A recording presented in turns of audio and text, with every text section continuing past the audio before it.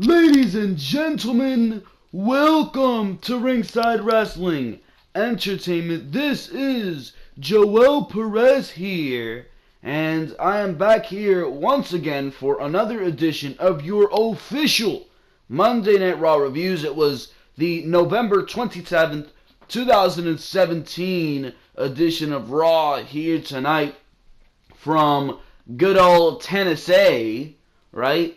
Awful crowd here tonight, so it's hard to get excited when you have an awful crowd of Roman Reigns cheering losers, but that is besides the point. We're going to discuss everything that happened on Raw here tonight. Really not too crazy of an edition of Raw Intercontinental Championship match. Roman Reigns hopefully doing things to redeem his last reign with the mid-card title, which was the United States Championship, and we all know how awful that was. So hopefully Roman Reigns is making strides to not repeat what he did with the United States Championship. I mean, it wasn't an awful edition of Monday Night Raw here tonight. It was not an awful edition by any means. Does that mean it was a good edition of Monday Night Raw? No. Would I even say that it was a decent edition of Monday Night Raw? No. On a show in 2017 that is being closed by Kane and Jason Jordan, or Kane and Finn Balor, or Kane and anybody for that matter. I mean, why is a 50-year-old Kane main eventing Monday Night Raw in 2017? That does not process through my brain. You have a roster with a Finn Balor. You have a roster with Samoa Joe, Roman Reigns, Elias, The Miz, all these guys, Jason Jordan. Yet you mean to tell me that the best thing you can close with is Kane? You gotta be kidding me with that one, bro. It makes no goddamn sense to me, and I'm sure it makes no goddamn sense to you. And for that very reason, I can't score this Raw very high. Another reason is because I do not know how many times the WWE called Roman Reigns the big dog on this show here tonight. I wanted to blow my brains out by the time this show was over. The big dog, Roman Reigns. The big dog, Roman Reigns. The big dog, Roman Reigns. Alright, I've heard enough of it. You can shut up now, bro. It's absolutely ridiculous, bro. You gotta be kidding me with the big dog.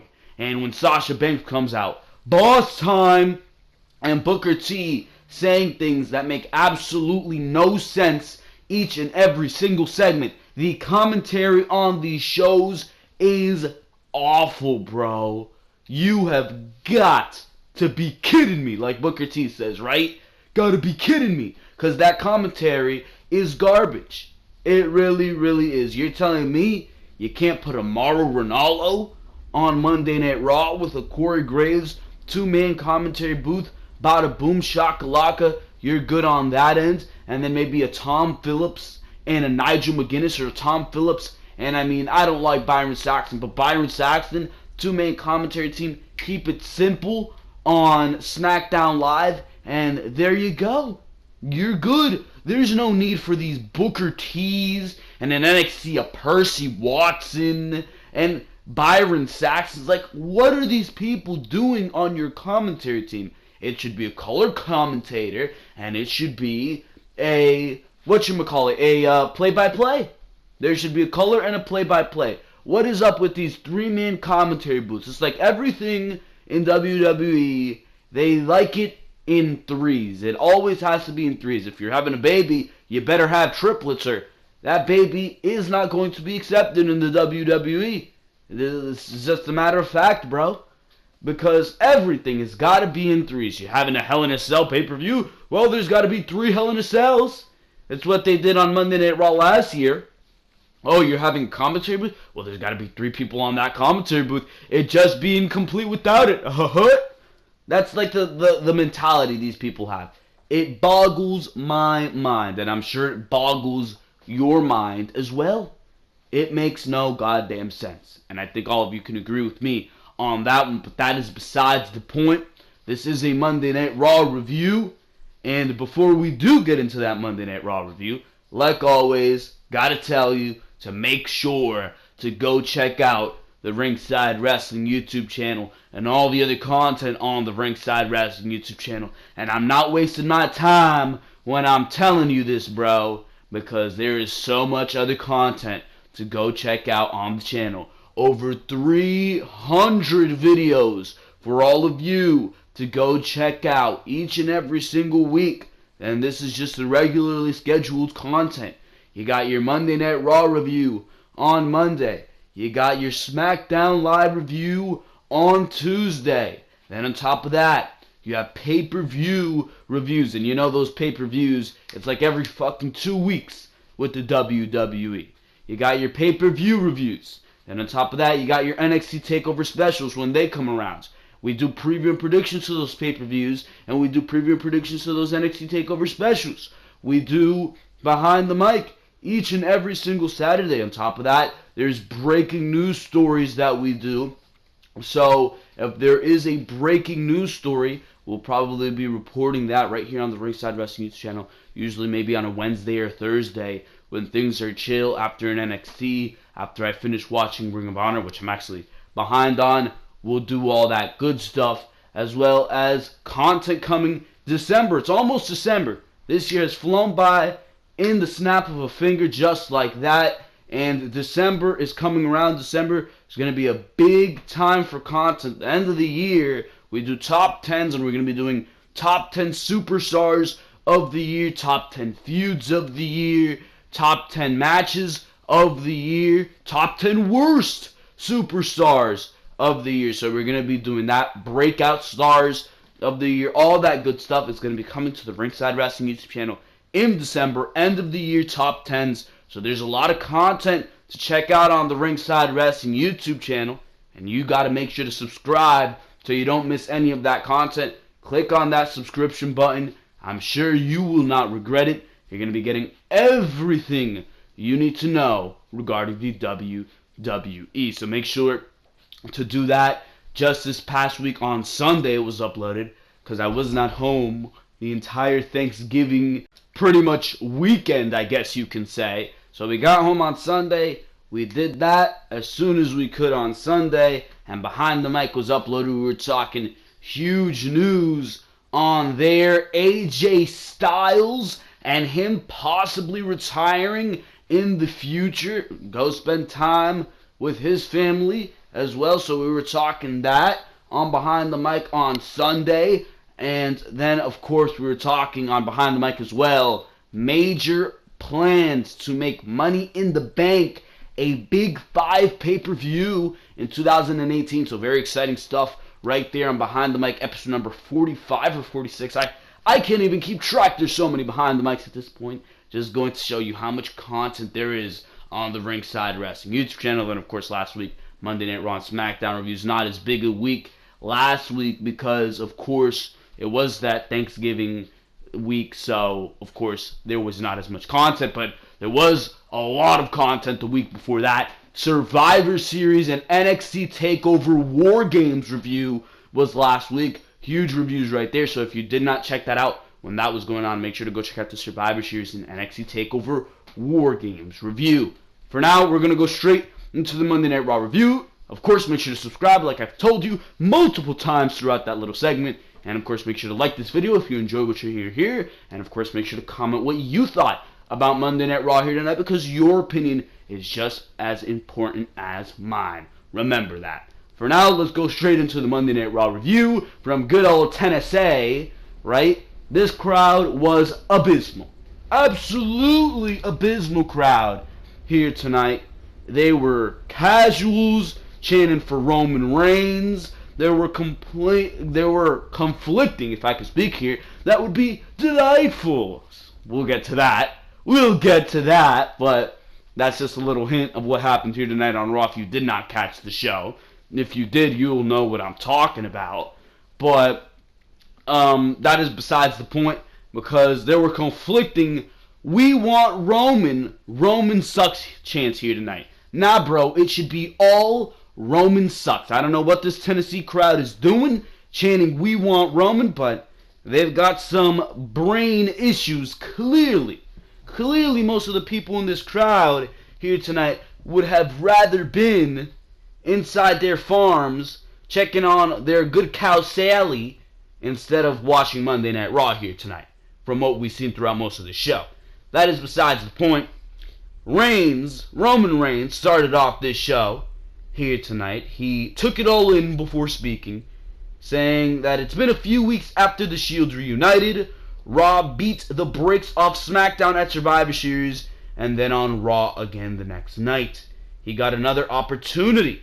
Some fans, if I can read here, that would be fantastic. But some fans chant, "You deserve it," again. What I'm talking about when I say the crowd here tonight was pretty much brain dead, but they chant, "You deserve it." Reigns says it's been a lot of time and a lot of weeks back to back to back, but it feels good to hear that. He thanks fans. Reigns says he's cashed in and he's the new Intercontinental Champion. He says The Miz didn't like that, so he kept running his mouth and got something in return. Reigns shows us a video from after last week's Raw went off the air when the Shield put The Miz through a table. Reigns says we won't be seeing Miz for a while, but we will be seeing a lot of him as champion. Reigns says the title is prestigious and will stay that way as long as he has it. Reigns says unlike Miz, he will be a fighting champion, and the rules are simple. If the boys in the back want the title, they just have to step up and take it.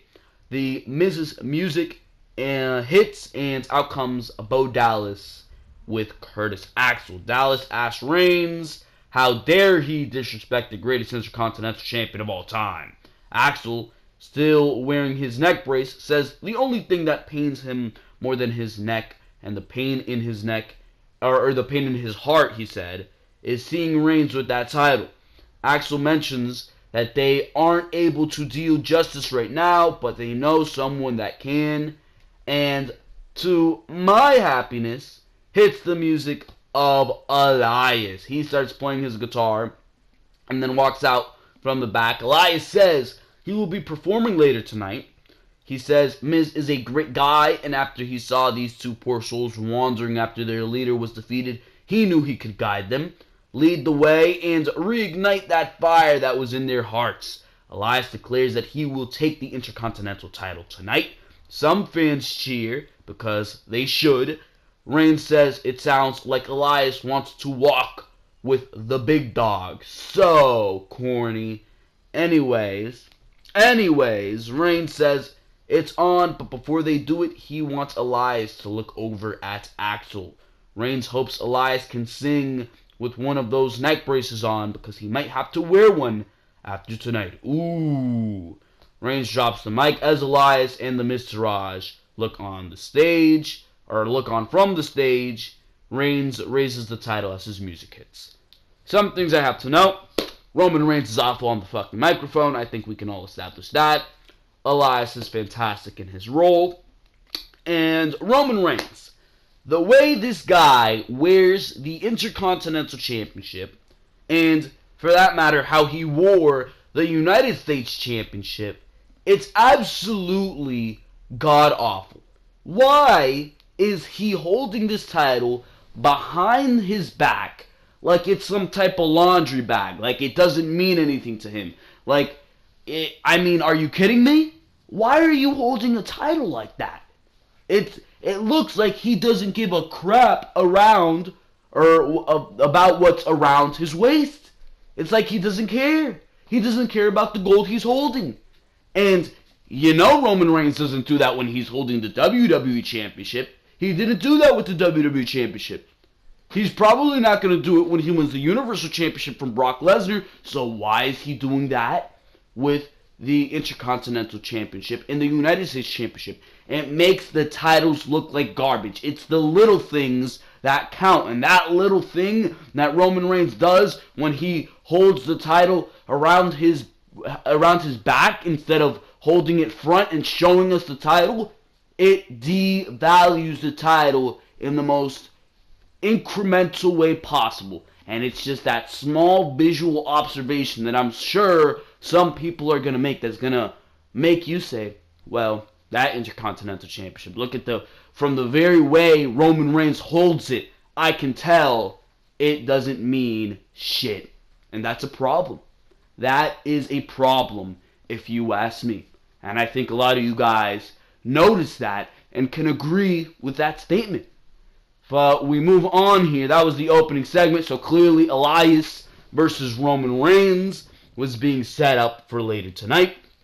But for the Intercontinental Championship, by the way, which I like that. Hopefully Roman Reigns continues to do these open challenges and continues to have an Intercontinental Championship reign that is worth something instead of, alright, we did it here tonight. He looks good here tonight. We move on with this. But it doesn't look like that's the way they're going, and I like that. We'll talk about that later on in the review, but we go on to Cesaro versus Seth Rollins, which was actually a very good TV matchup with some cool spots and near falls. Sheamus and Dean Ambrose were not here tonight. Match that's ultimately making everybody the number one contender. You gotta stop. You gotta put your brains to the content. It's like you have a creative team, but it's the laziest option. Then why are they called the creative team? They're not being creative.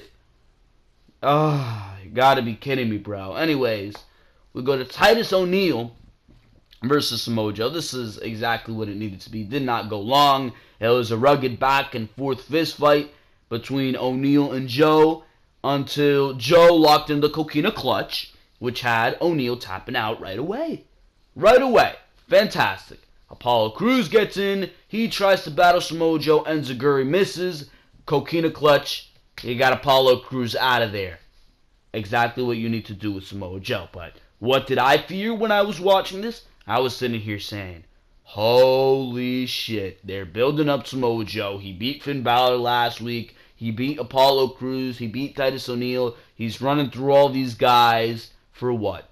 He's eventually going to go into an Intercontinental Championship match against Roman Reigns, or he's eventually going to go into the Royal Rumble against Brock Lesnar, and he's just going to lose all that momentum and pass it over to Lesnar once again, or pass it over to Roman Reigns once again, and it's going to be all worth nothing. And by the time we were done with that Intercontinental Championship match, my suspicions turned out to be true. We will talk about it.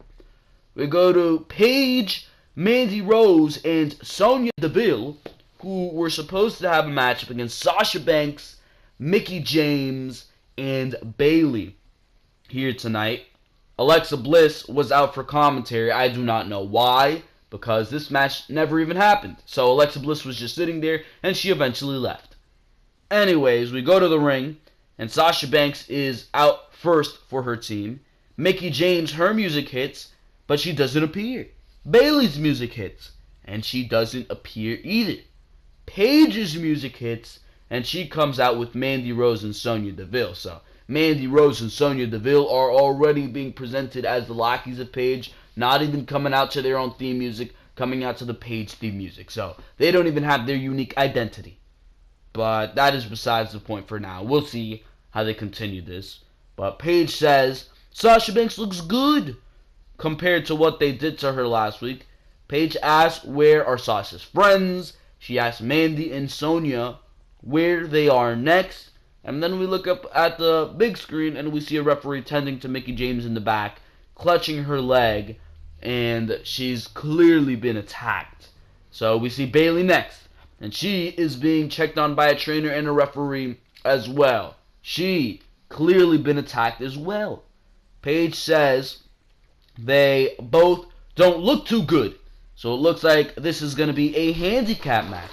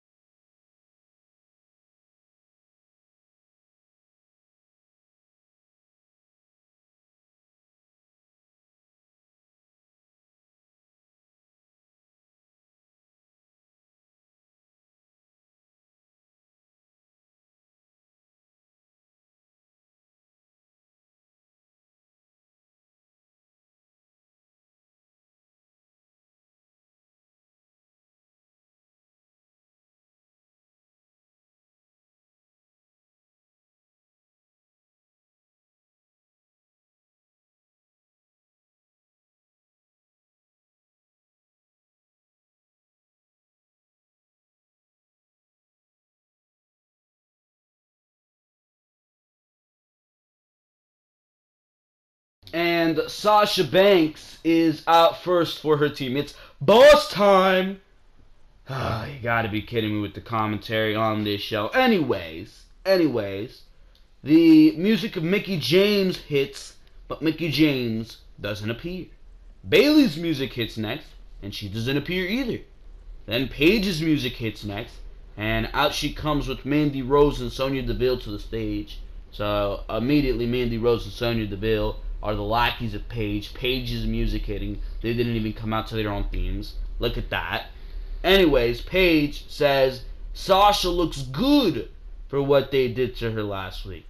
Paige asks where are Sasha's friends. She asks Mandy and Sonya where they are next. We look up at the big screen and see a referee tending to Mickie James in the back, clearly attacked by Paige, Mandy Rose, and Sonya Deville. Then we go to Bayley next, who is being checked on by a trainer and a referee. She's clearly been attacked. Anyways, Paige says they both don't look too good, so it looks like this is a handicap match. Paige has something to get off her mind first, saying that she's been hounded on by social media outlets, at the supermarket, at the airport, blah, blah, blah, blah, blah, all these places, right? Saying that people are asking her to explain her actions. Paige says it's simple. 1 year ago, she was the woman, the one to stick the flag in the ground and erase the word diva from the dictionary. Yet 1 year ago, you were on Total Divas. And I think you're still on Total Divas. I'm not even sure, but that makes no goddamn sense anyways. But she was the matriarch of the WWE Evolution. She was just making a statement last week to prove to everyone who she is. And guess what? She's back. Paige heads to the ring with Rose and Deville as Sasha looks on. Cole says Bliss just got up and walked away. Paige, Deville, and Rose stand on the apron with mics. Paige introduces the group as Absolution, as I absolutely want to see you get off my group, as in this group needs to be abolished. That's what Absolution stands for. Nobody wants to see this goddamn group. It is ridiculous. Why is Sonya Deville and Mandy Rose, two women who are greener than Jason Jordan's tights that you're seeing on this WWE 2K18 gameplay right now? They're greener than Jason Jordan's tights, yet they've been called up to the main roster. Yet you're firing an Emma to bring Mandy Rose up. WWE, you boggle my mind. Anyways, Mandy says others may have forgotten, but before there was a boss, a goddess, an empress, or a total diva, there was Paige. But they didn't forget. Sonya takes the mic, and gets the what treatment from the fans, as she should. She says nothing would have been elevated in WWE, and that's why they pledged their allegiance to Paige. Sonya says, together Absolution will bring a whole new kind of women's revolution. Paige asks if Sasha if she will have the same fate as Mickie and Bayley, or will she pledge her allegiance to Absolutions? Paige says Sasha is either with them, or you already know the rest, against them. Sasha looks around as they stare her down. Sasha knocks Paige off the apron, but Deville and Rose beat her down. Paige returns to the ring and Sasha tries to fight back, but they triple team her. Paige tells Sonya to show what she can do. Sonya drops Sasha with the big kick.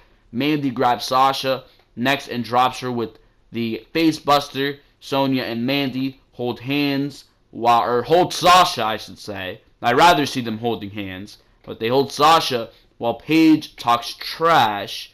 Paige grabs her and hits the Rampage. Absolution stands tall as Paige's music hits, and some fans boo. So, there you go. I mean, we're just going to have to deal with this going forward. I'm interested in seeing Paige and how she will go forward during this. As far as Mandy Rose and Sonya Deville, I think they are going to be colossal failures. Why? Because they can't wrestle. And what is NXT? What is being in the Performance Center meant to do? It is mainly meant to get those people who just aren't quite there yet on that main roster level to a point where they can enhance and fine-tune those skills. Yet they brought these women up for the sake of bringing them up for whatever reason it was, and now it's going to negatively benefit their careers because they are not ready for the big time. Instead of bringing them up when they were ready for the big time, you brought them up too early. WWE was trigger happy with women's call-ups last week, and they brought multiple women up way too early, and now Liv Morgan on Smackdown Live especially, and Sonya Deville and Mandy Rose on Monday Night Raw are going to suffer. Their careers are going to suffer because of the fact that they cannot wrestle. Like I said, they are greener than Jason Jordan's tights. They are greener than the green beans in Titus Catering. They are greener than your Christmas tree. They are greener than the grass on your front lawn. These women cannot wrestle, yet they're being brought up for the sake of being brought up, whether it's to build towards a Women's Royal Rumble, whether it's to have just a faction or a storyline that will freshen up the women's division. You chose the wrong women to do it, and I think we can all agree with that fact. We move on here to Sister Abba Bray. He took the mic, saying that he never had a childhood. He never carved a turkey, but all of us do, and all our life is lived within the confines of a cardboard box, saying that they will tell us who to love, they will tell us what to eat, they will tell us what to do. And he tried to lead us into the light, but we wouldn't listen, so he has thrived from our ignorance. He said, none of us are alive. We are all dead, and he started laughing. What the fuck? What does that promo have to do with anything? That's my question. It made absolutely no goddamn sense, and I was just mind-boggled as Matt Hardy came out. And I was sitting here, Bray Wyatt versus Matt Hardy, thinking, wow, what a feud we can get between a broken Matt Hardy and a Bray Wyatt. Instead, this matchup is just being given away on Monday Night Raw. And it was a nothing match. It was a nothing win for Bray Wyatt. We barely see Bray Wyatt get a win. We haven't seen Matt Hardy get a singles win. So, who was going to win? Which of these two losers was going to win? Bray Wyatt won. He took 10 years to hit the Sister Abigail. 10 years to give Matt Hardy a nice kiss on the head. But he did hit it. And he won the match. And I'm just sitting here. Oh, well, who gives a fuck? Are you kidding me? This is the best he got between Matt Hardy and Bray Wyatt? Non-direction.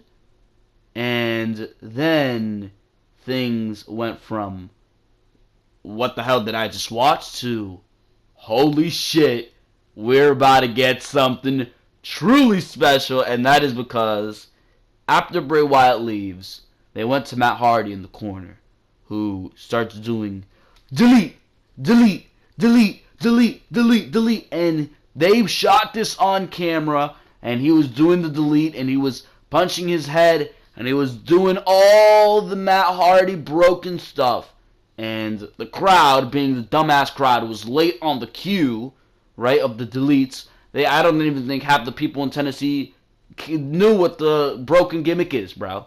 I don't think any of them knew that, bro. Awful crowd to do this in front of. I do not know why you did this in front of a Tennessee crowd. These people were awful. But Matt Hardy is going broken, ladies and gentlemen. He tweeted, yes, on Twitter. The broken or the awoken side of me has finally arrived. That he tweeted some cryptic shit like that on Twitter.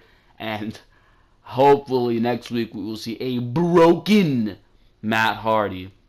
And glory will be restored to Matt Hardy, who is directionless on WWE television right now. This is absolutely fantastic, and hopefully they do the feud. And for those of you laughing that I said do, go fuck yourself. But that is besides the point. Anyways, hopefully they do the feud between Bray Wyatt and Matt Hardy, because that's going to be a very good feud if you do decide to do that. It's going to be a nice feud to welcome Matt Hardy into the broken universe, right? Bray Wyatt, he can play ball just as creepy, so it's going to be interesting to see the storyline right there, because Matt Hardy's kind of goofy and funny with his broken stuff. Bray Wyatt's the serious and the laughing and the maniacal bullshit, so hopefully they do go with this, and when Jeff Hardy gets back, we can see a Matt versus Jeff in WWE, something like that. I'm excited. I am excited. We have been waiting for this for so long. It's a little bit late. It's a lot late, as a matter of fact. But you know that saying, it's better late than never, and I cannot agree with that anymore right now. It's better late than never. I have wanted to see this. It's better to have a broken Matt Hardy with direction and an awesome character that people can get behind, besides Matt Hardy coming out losing each and every single week on Monday Night Raw with nothing to do and nothing to it. The same old Hardy Boys. When Jeff isn't there, Matt's not doing anything. Now, Matt has something to do. You know Matt is going to thrive off of this gimmick. You know WWE is going to get some huge merchandise sales off of this gimmick. You saw the uber success it had when Matt Hardy was in TNA. Imagine the success the broken gimmick, if booked correctly by WWE, can have in WWE. Hopefully this all goes well and Matt Hardy goes broken or awoken or whatever it is at this point. I do not care. Hopefully they do this correctly and we can finally see a Matt Hardy that we've been wanting to see for months. We go to the Cruiserweights. Rich Swann versus Arya Daivari versus Akira Tozawa versus Noam Dar. This was a pretty decent Cruiserweight match. What can I say? Compared to what we usually see on Raw, this was alright. Rich Swann won this match after hitting the inverted 450 splash on Arya Daivari. So that means in 2 weeks, he is going to that one-on-one match against the winner of the Fatal 4-Way next week. And it looks like he'll be challenging, Enzo Amore for the Cruiserweight Championship. Hopefully, the next Fatal 4-Way is won by Cedric Alexander, and we could see a fantastic matchup between Cedric Alexander and Rich Swann. Wouldn't that be something, bro? I'd love to see that, and then hopefully Cedric Alexander can take that title off of Enzo Amore. But that's just my idea of what they can do. Give those guys 15 minutes on Monday Night Raw, no commercial breaks, and I can guarantee you the crowd will get behind that, especially, damn, next week they're going to be in Los Angeles. If they were in Los Angeles that third week and you gave them Rich Swann versus Cedric Alexander, holy crap, that place would explode, I guarantee you. Because what those two guys can do in the ring given their time, I mean, holy shit. The Cruiserweight division has some talent inside of it, and I think we can all agree with that. There's talent in that Cruiserweight division that WWE is not using, and that's why I speak of it so lowly, because compared to the talent in that Cruiserweight division and what they're doing with it, it's absolutely disgracing and embarrassing. It really, really is. But we'll move on to a pretty damn good Intercontinental Championship match between Elias and Roman Reigns. Elias, before this match, had put on a whole concert here tonight, playing the Miztourage Blues with Axel and Dallas blowing on I don't even know what, some kazoos or some crap like that. And it actually sounded pretty goddamn awesome, bro. The crowd popped hard for it. And they really should have, because it sounded good. I popped hard for it. Anyways, Elias continued on here tonight to the point where we heard conflicting "We want Roman, Roman sucks" chants. Yeah, I'm sure that you're going to be hearing conflicting chants of "We want Roman, Roman sucks" when we're at Philadelphia for the Royal Rumble. I'm sure they're going to be chanting "We want Roman" when Roman Reigns is winning that Universal Championship and becoming a dual Intercontinental Champion and Universal Champion, right? You're going to be chanting "We want Roman"? No, you're going to be chanting "Roman sucks." You're going to be booing your goddamn vocal cords out. And you know that, so stop chanting "Roman sucks," you cocksuckers. you WWE bandwagoners, because he's alongside Dean Ambrose and Seth Rollins. Now you want to cheer him, right? But as soon as he's winning the Royal Rumble, as soon as he's on his own, I don't think anybody's going to be cheering for Roman Reigns too much. Anyways, WWE had to throw A's our way. They brought out Roman Reigns, and we started the Intercontinental Championship matchup. A lot of hype around this matchup. It felt nice. Again, WWE did the thing in the ring announcing where JoJo, she went right past the one fall, did not take the pause. In NXT, they do the pause. And the main roster, all the fun out of anything is sucked out. No one fall pause here tonight on the show. I know, garbage. Besides that, this match was damn good. Elias, he pulled out all the stops in this matchup. Hitting an elbow from the top rope at one point, an electric chair sit-out powerbomb, and a nasty forearm, all for near falls on Reigns. All this was still ended by a Superman punch. Reigns went for the spear, met a knee from Elias. They did the little runaround thing in the ring for Reigns to eventually hit the spear. This did its job. This absolutely did its job. Elias, he looked good.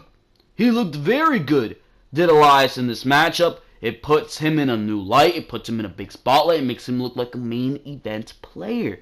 It really does. It really, really does. So it did its job. Elias looked good in this matchup. He got a lot of offense. It wasn't just a 10-minute squash. This was a good 20, maybe even 25. I did not keep time of this matchup. 20-minute matchup on Monday Night Raw for that Intercontinental Championship. Elias gave Roman Reigns his money's worth here tonight, and that's exactly how it should have been booked. Hopefully, we continue to see Intercontinental Championship matches on Monday Night Raw. Hopefully, Roman Reigns continues to defend that Intercontinental Championship. We do not have a pay-per-view on Monday Night Raw until the Royal Rumble. We are in November, the end of November right now. There are 2 months until the Royal Rumble, which is the end of January. Hopefully, WWE has plans to make Monday Night Raw exciting going into the Royal Rumble, and exactly the way to do that is to have Roman Reigns be a defending champion. After this matchup, it was Samoa Joe who came out and locked Reigns in the KOKINA clutch, which left him laying. So, I mean, hopefully, they do the same thing they did with Elias here tonight with Samoa Joe. Hopefully, the matchup with Samoa Joe doesn't have a finish. If you're going to do Samoa Joe versus Roman Reigns, you got to keep Samoa Joe protected. I don't care. I do not want to see Roman Reigns beating Samoa Joe clean. It's all right with Elias, because Elias is still that kind of upcoming talent, but there's no reason to pin Samoa Joe to Roman Reigns. There's really none. There is really none.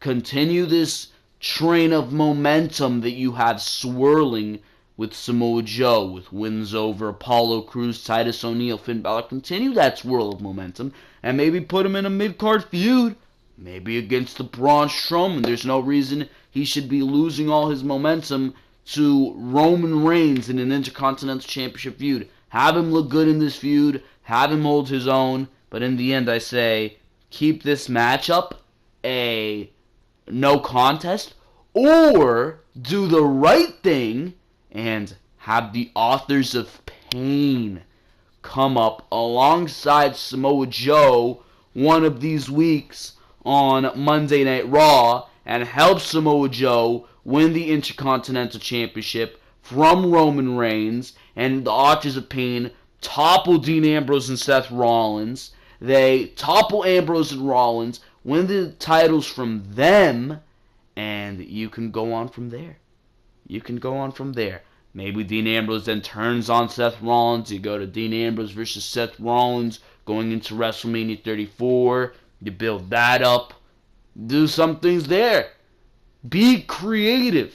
You have components to do very, very exciting things going into WrestleMania season. Is WWE going to go ahead and do these things? Probably not. I mean, why would you bring up the Authors of Pain to Monday Night Raw, another heel team, if they're going to win the titles from Ambrose and Rollins? Because are you really going to see Ambrose and Rollins beating the Authors of Pain? They're going to win it, and then they're going to have nobody to feud against. So I don't know what you're going to do there, but, I mean, we can't continue to see Dean Ambrose and Seth Rollins versus Sheamus and Cesaro versus The Bar each and every single week. I don't want to see Roman Reigns beating Samoa Joe, and Samoa Joe would definitely look a lot more imposing with the Authors of Pain. It'd be a big catalyst to bring Samoa Joe even higher in momentum, maybe even boost him to a Universal Championship match. Maybe that will make it more believable, or make it more interesting, I should say. Not believable, because we already know it's believable, Samoa Joe versus Brock Lesnar, but it will make it a more interesting scenario going into the Royal Rumble if you do decide to do Samoa Joe and Brock Lesnar, because WWE doesn't seem to want to do Finn Balor. So get creative with it. That's all I ask. That is all I ask. Anyways, we move on here to Asuka versus Dana Brooke. And this matchup was booked exactly how it should have been. Asuka won how Asuka should win. Brooke ran at her, and Asuka immediately caught her into a cross arm breaker. Tap, tap, tap. It's over. Exactly how Asuka should be booked. That's how she should have been booked in her debut. That's how she should be booked to win the Women's Championship. If it's not against Paige at WrestleMania, I think if you were going to do that Alexa Bliss versus Asuka match, that's how I would have booked it. But that is besides the point, because Absolution came out and they teased attacking Asuka, but they ultimately backed off, as they should have, because there's no way Absolution should be being destroyed by Asuka just yet, and there's no way Asuka should be being destroyed by Absolution just yet. So they kept this. It was a tease. It was a tease, as it should have been. I think this is just teasing the eventual matchup, which is being discussed right now, of Paige and Asuka, probably at WrestleMania, for that Raw Women's title. So I think that's what we're looking at for WrestleMania 34, at least how it's looking at right now. I was originally thinking you'd do maybe Charlotte versus Asuka, move Charlotte over to Monday Night Raw, have her lose that SmackDown Women's Championship, and do Charlotte versus Asuka at WrestleMania 34, something like that. But, I mean, WWE doesn't seem to have that plan in mind, and everything's pretty much shaken up right now, so I don't know which direction they're going. But, I mean, I guess we just have to keep watching. I think Paige and Asuka right now is the most appealing matchup you can see on Monday Night Raw, and it's the one that makes the most sense, especially if you want to go into that 4 horsewomen versus MMA women feud, that 4-on-4, the 4 horsewomen of MMA versus the 4 horsewomen of WWE. If you want to do that at WrestleMania 34, you're going to have Charlotte and all those women just completely booked out of the championship matches, and Paige versus Asuka is seeming to be what they look for those championship matches. We move on here to the main event, which is, like I said, Kane versus Jason Jordan. Jason Jordan lost to Kane via countout after he was thrown out of the ring and his knee buckled because it was still injured. Kane, he continued to attack Jordan before Finn Balor came out. Finn Balor was attacked by a chair by Kane. Finn Balor once again being made to look like a fool by Kane, being made to look like a dummy by Kane, losing all momentum to Kane, and it looked like Kane was going to destroy Finn Balor, put a chair around his head, was looking to come off the top rope. Braun Strowman's music hits at the exact convenient time. Out comes Braun Strowman. Kane hits him with the chair, no sells the chair shot. Braun Strowman starts beating the shit out of Kane with the chair, puts steel steps in the middle of the ring, power slams Kane with the steel steps, or on the steel steps, I should say. Then takes the chair and he puts it against Kane's throat and he smashes it against the steel steps, just like Kane did to Braun Strowman last week. Oh! So he did that twice, and that sent Kane off running. So we are continuing to go forward with Braun Strowman versus Kane. Can you tell me that you care? No. Can I tell you that I care? No! So, what is this of value to anybody? You made Finn Balor look like trash. I honestly don't care what you make Jason Jordan look like. Turn the guy heel and I'll be fine with that. And, I mean, there's really nothing else you can do. There's really nothing else you can do. So, who cares? Do you? No. Do I? No. This Monday Night Raw was mainly brought down by the commentary and the fact that Kane was in the main event. So, there you go. That was your Monday Night Raw review. That was your Monday Night Raw here tonight. So there you go. Not a bad addition to Raw. Probably give it a 5 out of 10. Mediocre. Mediocre. That's what it was. This 3-hour format just doesn't work. Anyways, ladies and gentlemen, make sure to go check out all the other content on the Ringside Wrestling YouTube channel. You already know the deal. Monday Night Raw reviews, Smackdown reviews, Behind the Mic on Saturday, pay-per-view reviews, NXT TakeOver specials, preview and predictions, so all that content. Top 10s coming in December for the end of the year. Breaking news videos coming out when that news drops. So all that amazing content right here on the Ringside Wrestling YouTube channel. Everything regarding the WWE. So if you do not want to miss out on any of that, make sure to subscribe to the Ringside Wrestling YouTube channel. Leave your support by liking this video if you enjoyed what you heard here. Make sure to comment what you thought of Monday Night Raw here tonight, because your opinion is very important as well. And of course, make sure to go check out all the other content. Like I said, links to the last 10 videos are in the description below. For now, this has been Joel Perez of Ringside Wrestling Entertainment. And for now, I am out of here. Thank you very, very much for watching this video. I will see you tomorrow for your SmackDown Live review.